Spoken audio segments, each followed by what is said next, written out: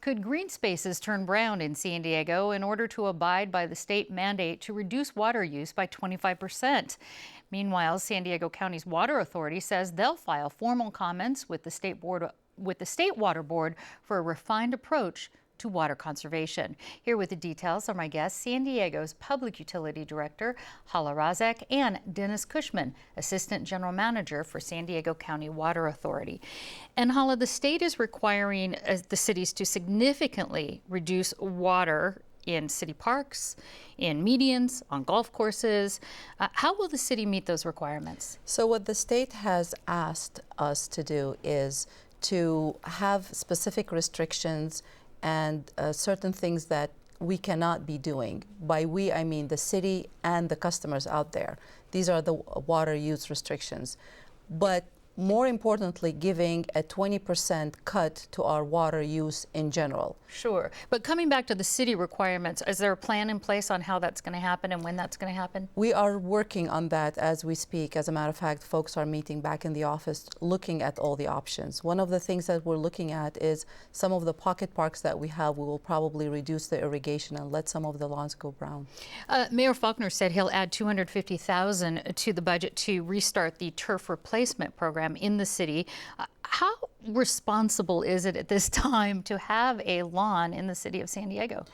Well, you know, if the lawn is used actively for in the backyard, kids playing or ball fields and so on, then obviously that is a good use for it. But if it's an ornamental lawn in the front yard, the only time you use it is when you're mowing it, then it really does not belong in San Diego. And Dennis, California's Water Board proposed water conservation standards for the county water agencies, including San Diego counties.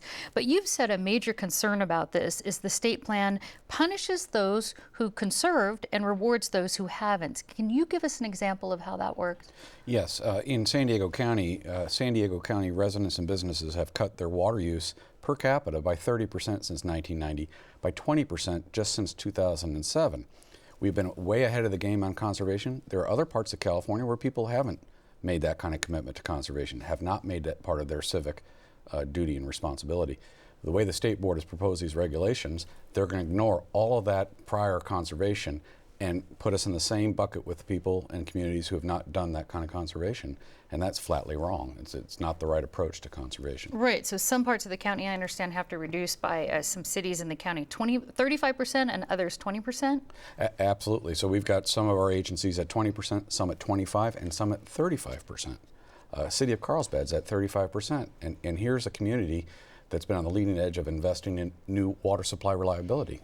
Sure, but many call this, you know, this is what is being called a historic drought, of course, 4 years of drought here going on. What is your response to people who say, listen, we have to make these drastic cuts right now because we will run out of water? We completely agree with the goal of reducing water use. We completely agree with the governor. We agree with the state board's goals.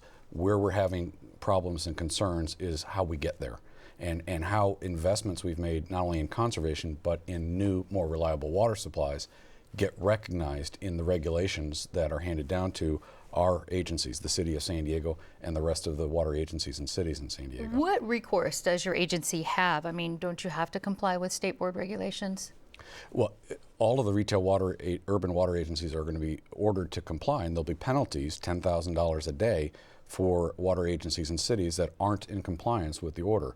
But we're going to go through in the next few weeks the regulation making process at the state board, and they're going to announce the final regulations May 5th and 6th. I see. And Hala, speaking of enforcement, the city has only hired 3 people since December, I understand, to police water wasters, and I understand they haven't fined anybody about this. So what's being done to step up enforcement? So part of the requirement that the state is putting on us is that we need to step up enforcement, and we will need to report out how many violations we're issuing, how many citations, and so on. So we are looking into adding a couple more positions to help proactively. People will be driving around looking for water waste, and then there will be formal warnings issued, and then if things are not corrected, possibly citations as well. How are you letting businesses and residents know about these new water use restrictions and the fines? We will be doing a lot of outreach. There will be information going out in the bills. We will be, in our regular outreach right now, we have specific messages on radio and television letting people know what they can and cannot be doing. So we will definitely include that information there, and our website as well, All right. wastenowater.org. Okay. Hala Razik and Dennis Cushman, thank you so much. Thank you.